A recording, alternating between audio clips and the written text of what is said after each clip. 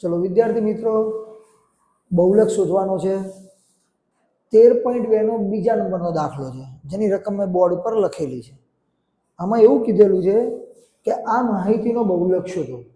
બહુલક શોધવા માટે મેં તમને પહેલા કીધું હતું એ પ્રમાણે સૌથી પહેલા આપણે વર્ગ લંબાઈ શોધી નાખીએ. 0 થી 20, 20 થી 40, 40 થી 60, 60 થી 80, એટલે આની વર્ગ લંબાઈ કેટલી કહેવાય? 20. એક વર્ગની અંદર એની વર્ગ લંબાઈ થઈ જાય છે 20. ઓકે, આને આ રીતે પણ શોધાય. 0 થી 20, 20 થી 40, 40 માંથી 20 બાદ કરો તો 20, 20 માંથી 0 બાદ કરો તો 20. એટલે આ બધામાં જોઈ લેવાનું. ક્યાં તો આમ પણ જોઈ શકો છો કે વર્ગ લંબાઈ 20. ઓકે, સૌથી મોટામાં મોટી આવૃત્તિ હોય તે વર્ગને બહુલક વર્ગ કહેવાય. સૌથી મોટામાં મોટી આવૃત્તિ કઈ છે તે પહેલા જુઓ. આ આવૃત્તિમાં સૌથી મોટામાં મોટી આવૃત્તિ 61 છે. તો આ 61 વાળો વર્ગ છે એ માટે બહુલક વર્ગ બની જાય. આ 61 વાળો વર્ગ મારા માટે બહુલક વર્ગ બની જાય. બહુલક વર્ગ. આખું બહુલક વર્ગની આવૃત્તિને F1 કહેવામાં આવે છે. આ બહુલક વર્ગની આવૃત્તિને શું કહેવામાં આવે છે? F1. તેની ઉપરના વર્ગની આવૃત્તિને F0 કહેવામાં આવે છે. અને બહુલક વર્ગથી નીચેના વર્ગની આવૃત્તિને F2 કહેવામાં આવે છે. ફરીથી એકવાર, મોટામાં મોટી આવૃત્તિ જે હોય, આવૃત્તિના લિસ્ટમાં જાઓ. મોટામાં મોટી આવૃત્તિ કેટલી છે? 61. આ બધામાં જોઈ લો. મોટામાં મોટી આવૃત્તિ 61. તે વર્ગ તમારો બહુલક વર્ગ. અને તે આવૃત્તિ F1. તેની ઉપરના વર્ગની આવૃત્તિ F0. તેનાથી નીચેના વર્ગની આવૃત્તિ F2. ઓકે, બહુલક વર્ગની અધરસીમા L. આ બહુલક વર્ગ એની અધરસીમા કેટલી છે? 60. આ બધી જ વસ્તુને જવા દો સૂત્રમાં. આપણું સૂત્ર છે Z બરાબર L પ્લસ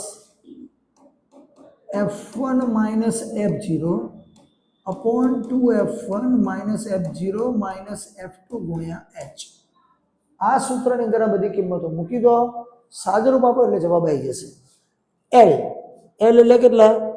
L એટલે 60. L એટલે 60. F1 એટલે 61. F0 એટલે 52. F0 એટલે 52. 2F1 ફરીથી F1 એટલે 61. F0 52 અને F2 38. 52 અને 38. H એટલે 20. આનું સાદુરૂપ આપવાનું છે આપણે. આનું સાદુરૂપ હવે કઈ રીતે આપવું થઈ જુઓ. 60. 61 માંથી 52 જતા રહેશે. 61 માંથી 52 જશે એટલે 9. ચેક કરી લો. 53, 54, 55, 56, 57, 58, 60 અને 61 એટલે 9. 61 દુ 122.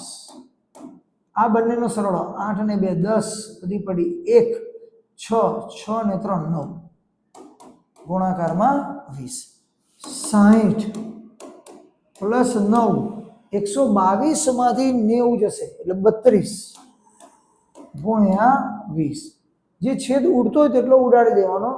છેદ ઉડ્યા પછી ભાગાકાર કરી નાખવાનો. આનો છેદ ઉડે છે, જુઓ, આ બંનેનો છેદ ઉડે છે એટલે ઉડાડી દો.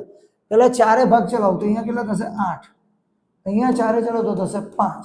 હવે છેદ ક્યાં ઉડતો હોય તેવું દેખાતું નથી. 9 5 45.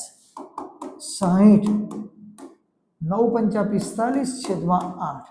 હંમેશા યાદ રાખજો વિદ્યાર્થી મિત્રો, છેદમાં 4 આવે, 8 આવે, 2 આવે. જો છેદમાં 2 આવે ને તો 0.5 આવશે.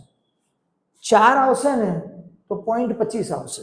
અને 8 આવશે ને તો 0.125 આવશે. જો તમે ભાગાકાર કરો, અહીં આપણે ભાગાકાર કરીએ તો 45 ભાગ્યા 8. 45 ભાગ્યા 8 કરીશ તો પહેલા ભાગ ચાલશે તમારો 8 5 40 થી. 8 5 40. હવે 5. હવે અહીંયા પોઈન્ટ લઈને 0 લઈ લો. આ 0 નીચે ઉતારો. જ્યારે પણ તમે 8 વડે ભાગશો ને એટલે પોઈન્ટ પછી 125 જ આવશે. ગમે તે દાખલામાં ચેક કરવું હોય તો કરી લેજો. આ 50 એટલે તમારે કેટલા થશે? 8 8 અરે 8 8 6 48. 8 6 48. 2 ફરીથી 0. 8 દુ 16. અહીંયા 4, અહીંયા 0, એટલે 8 પંચા 40. એટલે જ્યારે પણ 8 વડે ભાગાકાર થશે ને ત્યારે છેલ્લે તમારે 0.625 છે, 0.125 છે, એવા પ્રકારનું આવશે. પણ જ્યારે તમે 8 વડે ભાગાકાર કરશો ત્યારે 100% તમારો આ રીતનો 0 વાળો જવાબ આવશે આવશે ને આવશે. અહીંયા 4 હશે તો એ 0 વાળો જવાબ આવશે આવશે ને આવશે. 2 લેશો ત્યારે 0 વાળો જવાબ આવશે આવશે ને આવશે. આ ધ્યાન રાખજો. એટલે 45/8 5.625, 5.625, 60 વત્તા 5.625, એટલે 60 વત્તા 5.625 એટલે 65.625. એટલે આ માહિતીનો બહુલક, આ જે માહિતી આપી છે એનો બહુલક 65.625 આવશે. ઓકે.